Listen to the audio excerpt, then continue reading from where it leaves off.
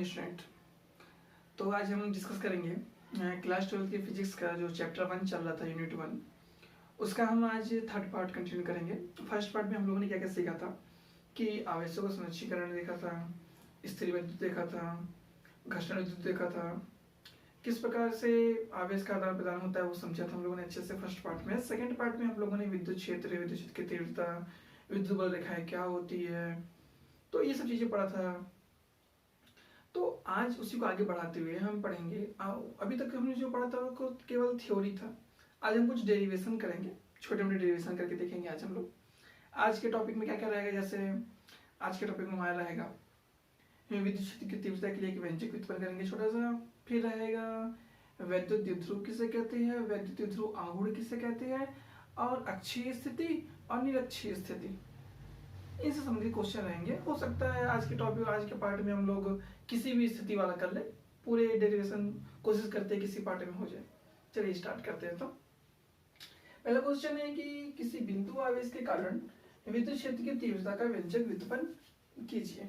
ठीक है, तो किसी बिंदु आवेश के कारण विद्युत क्षेत्र की तीव्रता का व्यंजक व्युत्पन्न करना। तो क्या कह रहा है क्वेश्चन, पहले उसको समझ लेते हैं। मान लेते हैं कि हमारे पास किसी बिंदु पर प्लस क्यू आवेश है, और इस विद्युत क्षेत्र का डेफिनेशन क्या था, किसी आवेश के चारों ओर का वह क्षेत्र जहां तक उसका प्रभाव रहता है उसे विद्युत क्षेत्र कहते हैं। किसी आवेश के चारों ओर का वह क्षेत्र जहां तक उसका प्रभाव रहता है उसे विद्युत क्षेत्र कहते हैं। और विद्युत क्षेत्र की तीव्रता का डेफिनेशन क्या था, विद्युत क्षेत्र के किसी बिंदु पर स्थित,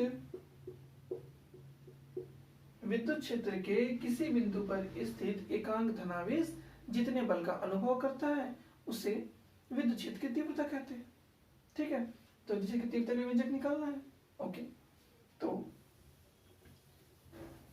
स्टार्ट करते हैं। स्टार्टिंग में जो थ्योरी लिखना है वो थ्योरी समझा देता हूं पहले मैं। माना बिंदु O पर एक धनावेश Q है, इससे स्मॉल r दूरी पर बिंदु P है। अब ये बिंदु P इधर इधर इधर किसी साइड में ले सकते हैं। ओके, इससे स्मॉल r दूरी पर बिंदु P है जिस पर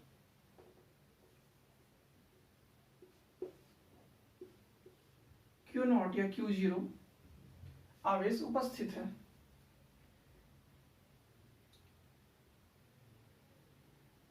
हमें यह ज्ञात करना है कि प्लस Q आवेश के कारण आवेश Q0 पर विद्युत क्षेत्र की तीव्रता कितनी होगी। अब विद्युत क्षेत्र की तीव्रता इस लिखते हैं। विद्युत क्षेत्र की तीव्रता एक सदिश राशि होती है। इसका मतलब होता है कि इसमें दिशा का महत्व होता है। यदि दिशा इस ओर है तो हम इस ओर या फिर इस ओर नहीं लिख सकते, उसको कोई इसी ओर लिखना पड़ेगा। तो इसमें हमको पता कैसे चलेगा कि विद्युत क्षेत्र की तीव्रता की दिशा यही है, डायग्राम में कैसे पता रहा। हमको पता है विद्युत बल रेखा, जो सेकेंड पार्ट में हम लोगों ने पढ़ा था, विद्युत बल रेखाएं जो होती है वो धनावेश से प्रारंभ होती है और ऋणावेश पे समाप्त होती है। मतलब धनावेश से दूर जानी चाहिए, ऐसी बननी चाहिए, धनावेश की ओर नहीं आ सकता वो। तो यहाँ पे हमारे पास प्लस क्यू आवेश है, मतलब इससे दूर जाएगा। चाहे इधर लेंगे तो इस ओर, इधर लेते बिंदु P तो इस ओर जाता, मतलब दूर ही जाता उससे। तो E की दिशा इस तरफ है। ओके, तो थ्योरी समझाएंगे। थ्योरी में क्या लिखना है, थ्योरी में सिर्फ 4 लाइन लिखनी है कि माना बिंदु O पर प्लस क्यू आवेश स्थित है जिससे स्मॉल r दूरी पर बिंदु P है जिस पर Q0 आवेश उपस्थित है। हमें प्लस Q आवेश की सहायता से Q0 आवेश पर विद्युत क्षेत्र की तीव्रता ज्ञात करनी है। बस यही लाइन लिखना है। ओके, देन ये डायग्राम। अब हम लोगों ने कूलाम का नियम पढ़ा था, तो कूलाम के नियम में F इक्वल टू 1/, यहाँ पे लिख लेंगे हेडिंग, कूलाम के नियम से, कूलाम के नियम से 1/4 pi epsilon nought. Okay, and Q1 by Q2 by R square, कुछ ये फॉर्मूला था, ठीक है, Q1 by Q2 by R square, ये फॉर्मूला था। Q1 क्या, पहला आवेश, Q2 क्या, दूसरा आवेश। पहला आवेश अपने पास Q है, दूसरा आवेश क्या है, Q0 है, चेंज कर दो यहाँ पे, पहला Q, दूसरा Q0, समीकरण 1, ये बन गई हमारी इक्वेशन फर्स्ट। ओके, विद्युत क्षेत्र की तीव्रता क्या कहती है, इसके चारों ओर विद्युत क्षेत्र है, इस पे ये बिंदु P उपस्थित है इसके विद्युत क्षेत्र में, इस पे विद्युत क्षेत्र की तीव्रता लगेगी, मतलब इस पे एक बल लगेगा। तो हम यहाँ लिखेंगे यदि Q0 आवेश पर विद्युत क्षेत्र की तीव्रता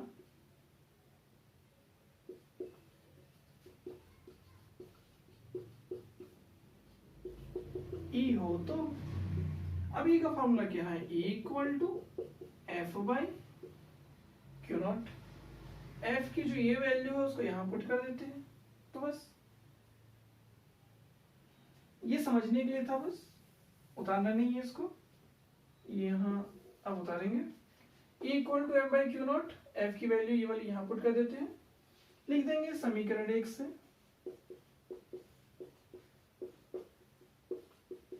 इक्वल टू एफ की value 1/4πε0 into Q0 by R square और बटे में Q0।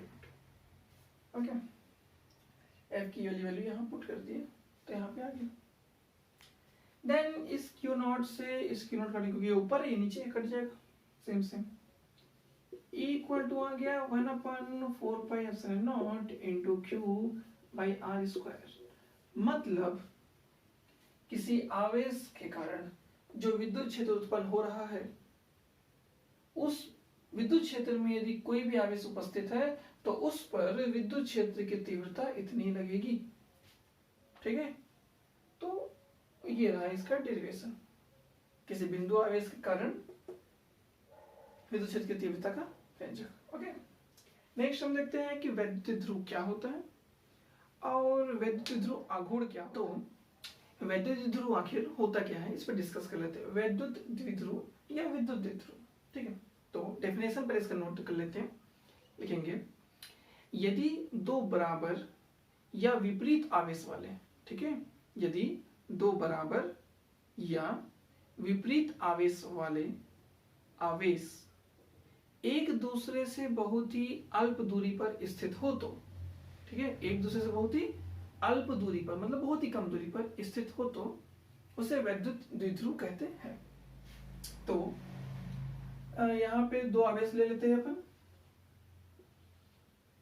एक प्लस क्यू एक माइनस क्यू, दोनों आपस में बराबर होंगे। यदि ये 50 कूलाम का है, आवेश का मतलब कूलाम होता है, यदि ये 50 कूलाम का है तो ये 50 कूलाम का होगा, ये 10 कूलाम का तो ये 10 कूलाम का होगा, आवेश में दोनों बराबर होंगे, ठीक है। लेकिन दोनों दूसरे के विपरीत होंगे, यदि धनात्मक है तो ये ऋणात्मक होगा।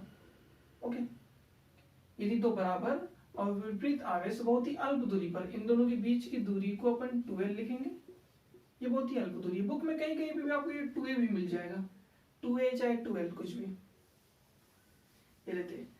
इसको अपन 2l को l भी ले सकते थे, लेकिन जब इसका अपन कुछ अभी डेरिवेशन देखेंगे तो 2l करने पे जो इसका डेरिवेशन सिंपली सॉल्व हो जाता है, ठीक है, इसलिए 2l किया जाता है। वो आगे जब देखेंगे समझ में आ जाएगा। अपन l भी ले सकते थे लेकिन हमने क्या लिया 2l, ये डेरिवेशन को इजी करने के लिए थोड़ा इसका। तो यहाँ पे ये हो गया वैद्युत ध्रुव, ठीक है। अब दूसरा पॉइंट है कि ये वैद्युत द्विध्रुव आघूर्ण क्या होता है, ठीक है, वैद्युत द्विध्रुव आघूर्ण। तो सिंपल डेफिनेशन वैद्युत द्विध्रुव, ठीक है, इसका डेफिनेशन है, इससे बनेगा पूरा। वैद्युत द्विध्रुव के किसी एक आवेश Q, चाहे प्लस या माइनस कुछ भी ले लेंगे, चिन्ह से इतनी उतारना है। वैद्युत द्विध्रुव के किसी एक आवेश और उन आवेशों के बीच की दूरी के गुणनफल को वैद्युत द्विध्रुव कहते हैं, ठीक है। वैद्युत द्विध्रुव को P से दर्शाते हैं। क्लियर? डेफिनेशन फिर से रिपीट करते हैं एक बार। वैद्युत द्विध्रुव आघूर्ण का डेफिनेशन देखेंगे। वैद्युत द्विध्रुव के किसी एक आवेश और उनके बीच की दूरी के गुणनफल को वैद्युत द्विध्रुव आघूर्ण कहते हैं और यह एक सदिश राशि होती है। इसका मात्रक क्या होगा? Q मतलब कूलम, L लंबाई है मतलब मीटर, तो मात्रक हो जाएगा coulomb into metre, coulomb metre. Okay, विमीय सूत्र भी चाहे तो निकाल सकते हो। विमीय सूत्र P का निकालना है। Q हमको पता है कि 9-10 से पढ़ते आ रहा है, I equal to Q by T. आवेश प्रवाह की दर को विद्युत धारा कहते हैं, तो Q का मान यहां से निकाल लो तो हो जाएगा I into T equal to Q, Q की जगह IT, I और T और 2L। नंबर से तो मतलब नहीं होता विमीय सूत्र में, नंबर को छोड़ देंगे, L लिख लेते हैं। इनका विमीय सूत्र लिखेंगे, Q की वैल्यू रख दिया हमने IT, L की वैल्यू L रखा। क्लियर? Q की जगह क्या रखा? IT, L की वैल्यू L रखा, नंबर से तो मतलब नहीं है। तो I होता है विद्युत धारा, विद्युत धारा का विमीय सूत्र के फॉर्म में क्या होता है? एम्पियर का A। T समय होता है, विमीय सूत्र में लिखते हैं तो कैपिटल T आ जाता है। L लंबाई है, लंबाई के लिए L लिखते हैं। इसको जमा के लिखेंगे तो ALT ऐसे जमा सकते हैं अपन। ठीक है, तो ये विमीय सूत्र निकल गया इसका। ओके, एक M भी होता है द्रव्यमान के लिए, वो इसमें नहीं है। चाहो तो आप स्टार्टिंग में इसको M0 लिख सकते, जो नहीं था उसको M0 लिख सकते हैं।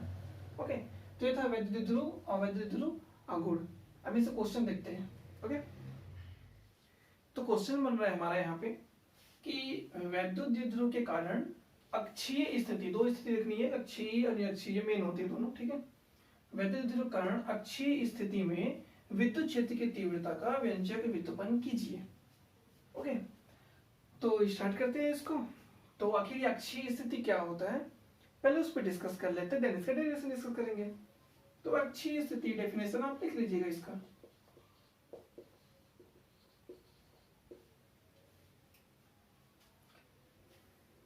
पहले बना लेंगे वैद्युत द्विध्रुव एक, तो हमने एक वैद्युत द्विध्रुव बना लिया, थोड़ा बड़ा बनाते हैं।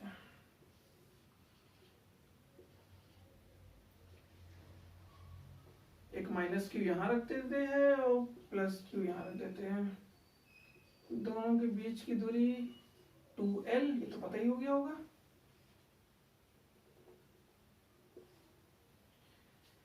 हाँ, तो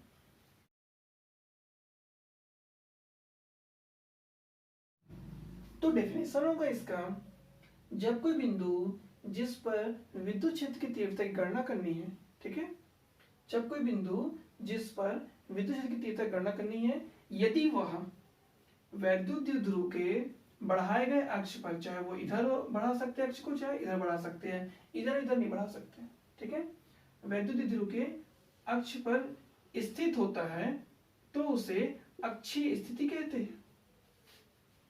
ठीक है, जब कोई बिंदु जिस पर विद्युत क्षेत्र की तीव्रता गणना करनी होती है वह वैद्युत द्विध्रुव के बढ़ाए गए अक्ष पर स्थित होता है तो उसे अक्षीय स्थिति कहते हैं। ये सिंपल सा डेफिनेशन है इसका। तो अब ये तो डेफिनेशन हो गया अक्षीय स्थिति का, आप इसको नोट कर लीजिएगा। देन व्यंजक स्टार्ट कर लेते हैं, अपना डेरिवेशन स्टार्ट कर लेते हैं।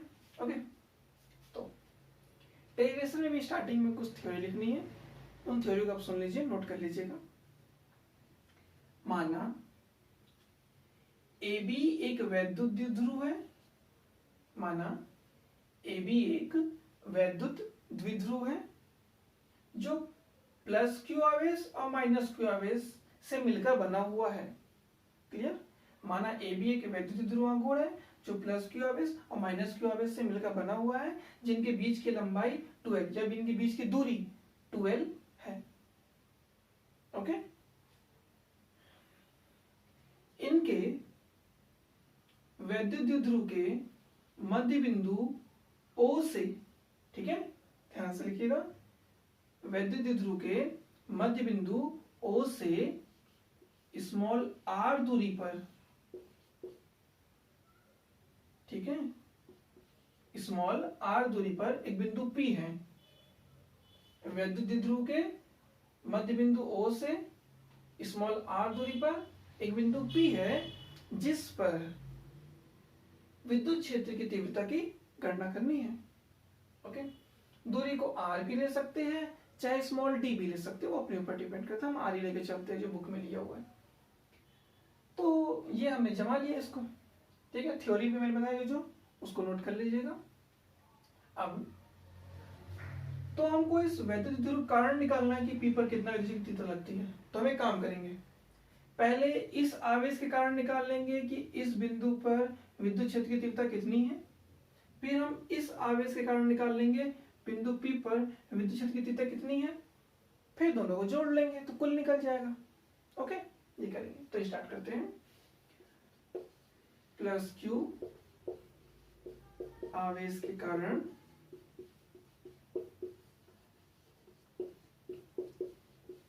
विद्युत क्षेत्र की तीव्रता E1 हो तो, अब जो E1 होगा प्लस Q के कारण, वो हमको पता है प्लस को से दूर जाता हुआ दिखाई देगा, तो इस दिशा में निकालना है, तो आगे E1 इस ओर। ओके, E1 हो तो विद्युत क्षेत्र की तीव्रता का सूत्र हमको याद था, हमने निकाला था, equal to 1/4πε0 into Q by R square. तो ये फॉर्मूला यूज कर लेते हैं ना, और क्या, E1 equal to 1/4πε0 into Q by R square. R मतलब वहां दूरी था, लेकिन यहां से यहां तक की दूरी दी हुई नहीं है। R तो यहां से यहां तक की दूरी है इस बार में, है ना, तो वहां दूरी चाहिए B से P तक। तो यहाँ पे R स्क्वायर क्या दूरी है B से P तक की, तो हमको लिखना है BP स्क्वायर। ओके, B से P तक की दूरी। अभी दूरी कैसे निकली वो देख लेते हैं। यहां से यहां तक की दूरी कितनी है, ये पूरा कितना है 2L है, चूंकि ये मध्य बिंदु पर है तो ये आधा L होगा, ये L होगा, L L 2L। तो यहां से यहां तक की दूरी हो गई L, और यहां से यहां तक की दूरी कितनी होगी R। तो हम इस R में से इस L को माइनस कर लेंगे तो हमको ये डिस्टेंस मिल जाएगा। फिर से ध्यान से सुनना, हम इस R में से यहां से यहां तक की दूरी कितनी है R, इस R में से इस L को, ठीक है, माइनस कर देंगे तो हमको मिल जाएगा यहां से यहां तक की दूरी, पूरे में से इतना घटाएंगे ये मिल जाएगा। तो E1 is equal to 1/4πε0 into Q by R minus L। हमने R में से L घटा दिया, लेकिन चूंकि यहाँ पे स्क्वायर है तो ये इसका भी स्क्वायर आ जाएगा। ओके,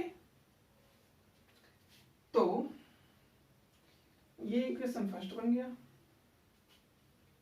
इसी प्रकार आप लोग लिख लीजिएगा, माइनस Q आवेश के कारण विद्युत क्षेत्र की तीव्रता E2 हो तो सेम इसके जमा लेते हैं। E2 is equal to 1/4πε0 into Q R square, दूरी माइनस Q आवेश करना, माइनस Q से यहां तक की दूरी AP स्क्वायर। लेकिन AP तो लिखेंगे नहीं, डिस्टेंस लिखेंगे कितना आता है। तो यहां से यहां तक हमको पता है ये L है, ये L है, कुल मिलाकर 2L होता है। तो यहां से यहां तक की दूरी दी हुई है R, और यहां से यहां तक की है L, तो R प्लस L।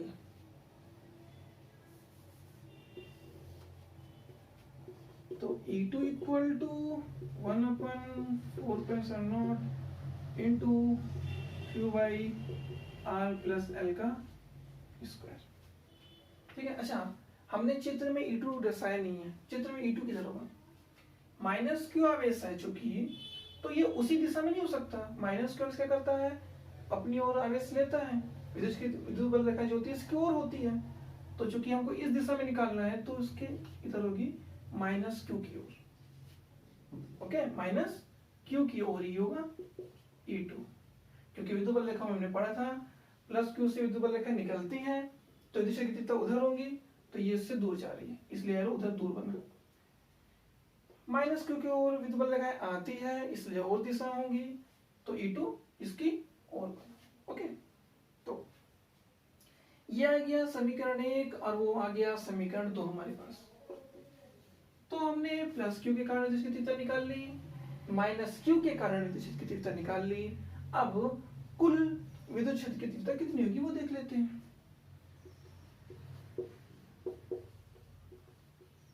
कुल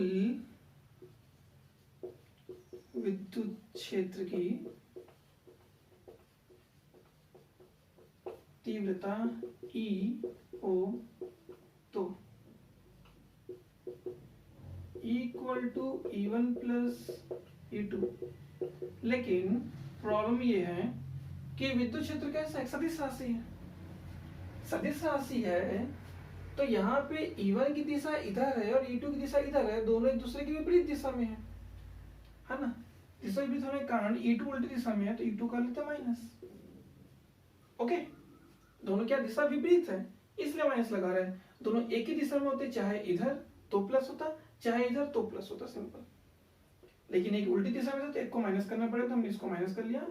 equal to E1 minus plus minus और ये E2। देन हम यहाँ क्या करेंगे, E1 और E2 की वैल्यू पुट करके सॉल्व कर लेते हैं। तो इक्वल टू E1 की value 1/4π0 into Q by R minus L का square minus 1/4π0 into Q by R plus L का स्क्वायर। ठीक है, अब हम इसको सॉल्व कर लेते हैं। इतना नोट कर लीजिए क्योंकि अब मैं जगह नहीं है तो इसको मिटा के आगे सॉल्व करने वाला हूँ उसमें। ठीक है, और इक्वेशन फर्स्ट और इक्वेशन 2 की जो उसमें पढ़ने वाली है अपने को। चलिए सॉल्व करते हैं इसको। तो हमारा जो यहाँ तक इक्वेशन आ चुका था, ये इंटू सही ना, हमारा जो यहाँ तक इक्वेशन आ चुका था इसको आगे सॉल्व करते हैं। तो इनमें कॉमन क्या क्या है, 1/4π0 और Q इतना बाहर निकाल लेते हैं पहले अपन कॉमन। ओके, तो इक्वल टू 1/4π0 और क्या है Q, तो अपन यही भी Q बनाते थे, 1 का Q से मल्टीप्लाई हो Q ही आएगा। ओके, ये आ गया, अंदर क्या बचा, यहाँ पे सिर्फ बचेगा ये वही बटे में, तो 1/R माइनस L का स्क्वायर, ये भी सेम 1/R प्लस L का स्क्वायर। चूंकि नीचे में था इसलिए बटे में होगा, और ऊपर कुछ नहीं है तो अपन 1 लगा सकते हैं, तो हमने लगा दिया। देन यहाँ पे अपन क्या करेंगे, इसको सॉल्व करेंगे। ठीक है, अपन यहाँ एलसीएम निकालेंगे, नंबर हो तो एलसीएम इजी पड़ जाता, नहीं है तो एक दूसरा मेथड यूज कर लेते हैं, इसका गुणा इसमें, इसका गुणा इसमें और दोनों का आपस में गुणा। क्लियर, ठीक है, इसका गुणा इसमें, इसका गुणा इसमें, दोनों का आपस में गुणा। ओके, तो सॉल्व करते हैं। Q/4πε0 इसका 1 में गुणा हुआ तो वही उतरने वाला है, कोई फर्क नहीं पड़ेगा। इसका ही 1 में गुणा हो तो सेम वही उतरेगा, कोई फर्क नहीं पड़ेगा। नीचे वाले का गुणा होगा आपस में R माइनस L का स्क्वायर, R प्लस L का स्क्वायर। अब यहाँ पे A प्लस बी मान लेते हैं, तो A प्लस बी का होल स्क्वायर का फॉर्मूला, A माइनस बी के होल स्क्वायर का फॉर्मूला। ठीक है, यहाँ पे लेकिन A स्क्वायर छोड़ते हैं अभी। ठीक है, A माइनस बी और A plus B, A minus B और A प्लस बी का फॉर्मूला क्या होता है, A square minus B square. तो यहाँ पे हम वो अप्लाई करेंगे और दोनों का जो स्क्वायर जो कॉमन वाला है उसको बाहर लिख देंगे, तो सिंपल हो जाएगा सॉल्व करने के लिए। ओके, तो इक्वल टू Q/4πε0, यहाँ पे क्या फॉर्मूला यूज करना है, A प्लस बी का whole square, A square plus B square plus 2AB, ऐसा। से माइनस वाले में R माइनस L का स्क्वायर, तो A square plus B square minus 2 A B, और नीचे वाले में आर माइनस एल लिख लो, फिर आर प्लस एल लिख लो, अभी स्क्वायर मत लगाओ, ठीक है। A minus B, A plus B, तो हो जाएगा A square minus B square, then दोनों का होल स्क्वायर रख लेते हैं अपन एक साथ, क्योंकि इनटू में है तो दोनों इकट्ठे कर सकते हैं, तो यहाँ भी इसका स्क्वायर हो गया, सिंपल। तो ये फॉर्मूला यूज करना है, इसको अलग से साइड में नोट कर लेना, यहाँ लिखना नहीं है इसको, ठीक है। ये वाले पार्ट को ये समझाने के लिए वैल्यू पुट कर लेता हूँ, A square plus B square plus 2ab minus, चूंकि ब्रैकेट के पहले माइनस का साइन है तो आप एक यहाँ एक ब्रैकेट लगाइए, क्योंकि आपको चिन्ह चेंज करना पड़ेगा। अब इसकी वैल्यू लिख देते हैं, A square plus B square minus 2ab, मैं बाकी चीज मिटा दे रहा हूँ, ठीक है। आप उसको अलग से साइड में नोट कर लीजिएगा कि हम कैसे कैसे वैल्यू पुट करते हैं।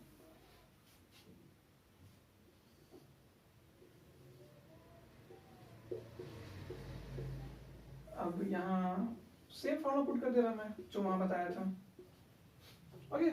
ये माइनस से ब्रैकेट ओपन करूंगा, अंदर के चिन्ह चेंज हो जाएंगे, प्लस माइनस हो जाएगा, माइनस प्लस हो जाएगा।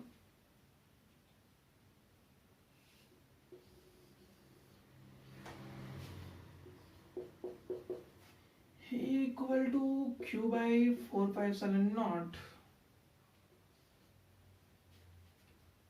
Are square plus L square plus 2rl minus R square, plus minus हो जाएगा, माइनस प्लस हो जाएगा, minus l square plus 2rl, और बटे में आएगा r square minus l square का स्क्वायर, ओके। तो आर स्क्वायर पॉजिटिव है, आर स्क्वायर नेगेटिव है, कैंसिल। एल स्क्वायर पॉजिटिव है, एल स्क्वायर नेगेटिव है, कैंसिल। 2rl कितना हो जाएगा, 4rl, 2 और 2 4, तो equal to Q by 4/0 into 4rl r square minus l square का होल स्क्वायर, ओके। देन 4 को हम दो पार्ट में डिवाइड भी कर सकते हैं, 2 इंटू 2 ये भी लिख सकते हैं, तो हम इसको ऐसे जमा लेते थोड़ा सा, इक्वल टू आर इधर रखते हैं 2r क्यू इंटू 2l, ये क्यू रखा, और 4 को 2 दूनी 4, और ये r यहाँ रखा, l यहाँ रखा, हमने इसको जमा लिया थोड़ा अपने हिसाब से, क्योंकि हमको थोड़ा फॉर्मूला बनाना है। 4/0 और ये जगह r square minus l square का स्क्वायर, चूंकि P equal to q into 2l वैद्युत द्विध्रुव का सूत्र था, P equal to q into 2l, तो यहाँ क्यू इंटू 2l है, इसको क्या लिख देंगे हम सीधे, P equal to 2r by 4/0 into r square minus l square का होल स्क्वायर। अभी खत्म नहीं हुआ, बस एक लाइन और इसमें ऐड करते हैं, एक लाइन क्या, एक कंडीशन कह सकते हैं जिसे अपन। तो यहाँ पे क्या पुट करना है, जो हमारे पास वैद्युत द्विध्रुव था, ठीक है, प्लस क्यू माइनस क्यू, यदि ये वैद्युत ध्रुव और ज्यादा छोटा हो, ठीक है, यदि वैद्युत ध्रुव छोटा हो लेकिन दूरी जो है r वो उतनी की उतनी है, ये छोटा होता जा रहा, दूरी r उतनी की उतनी है, ठीक है। इस स्थिति में जो l होगा वो r की तुलना में बहुत ही छोटा हो जाएगा, l होगा r की तुलना में बहुत ही छोटा हो जाएगा, छोटा नहीं बहुत ही छोटा हो जाएगा। जब वो बहुत ही छोटा हो जाएगा तब हम उसकी क्या करेंगे, उपेक्षा कर देंगे, ओके। तो उपेक्षा क्यों कर देना, जैसे हम कहते हैं कि समुद्र में बहुत सारा पानी है, अब हम उसका कंपेयर किसी तालाब से करेंगे तो समुद्र के पानी की तुलना में किसी तालाब में पानी की उपेक्षा कर दी जाती है, उसमें बहुत ही कम, उसको नगण्य मान लेते हैं कि उसमें पानी है नहीं समुद्र की तुलना में, वैसे तो पानी है उसमें, लेकिन समुद्र की तुलना में यदि हम बात करें तो तालाब या झील में कोई पानी नहीं है, बात करेंगे बहुत ही कम है। तो लिखेंगे यदि वैद्युत द्विध्रुव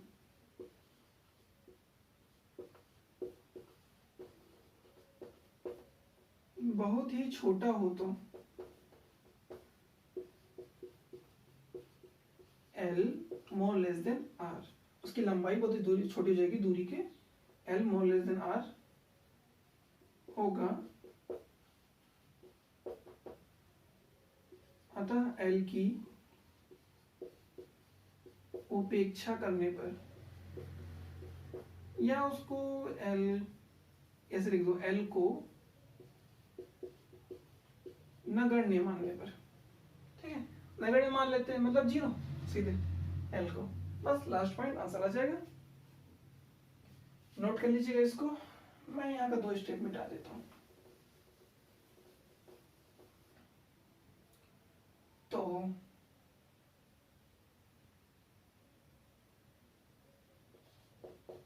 equal to 2r 4πε0 into p by R square, उसको 0 मान लेंगे तो आर स्क्वायर में 0 या कुछ बचेगा नहीं, तो मतलब नहीं है, मतलब 0 नहीं हट जाएगा, तो आर स्क्वायर का स्क्वायर ये हो जाएगा, इक्वल टू 2r, यहाँ 2 से वो काटना नहीं है ना, इंटू p, 2 की घात 2 तो जाएगी आर की घात 4, ठीक है, तो एक r से एक r की घात कैंसिल हो जाएगी, तो इक्वल टू जो आएगा 1/4πε0, को इसका लिख देते हैं 2p बाई आर क्यूब, एक r कट गया, 3 तो बच गया, ये था अच्छी स्थिति, ठीक है। तो ये डेरिवेशन थोड़ा काफी बड़ा हो गया, तो अच्छी स्थिति हमने इसमें देख लिया, नेक्स्ट पार्ट में हम अच्छी स्थिति देख लेंगे। तो इसमें यदि कुछ भी आपको इस तरह का डाउट होता है तो आप कमेंट में उस चीज़ को लिख दीजिए, मैं आपको उसका सॉल्यूशन बता दूंगा इजीली, कुछ भी डाउट हो डाउट क्लियर कर दूंगा, ठीक है। और यदि आपको वीडियो अच्छा लगा हो तो प्लीज़ चैनल को लाइक एंड सब्सक्राइब करें और नोटिफिकेशन बेल को प्रेस करना ना भूलें।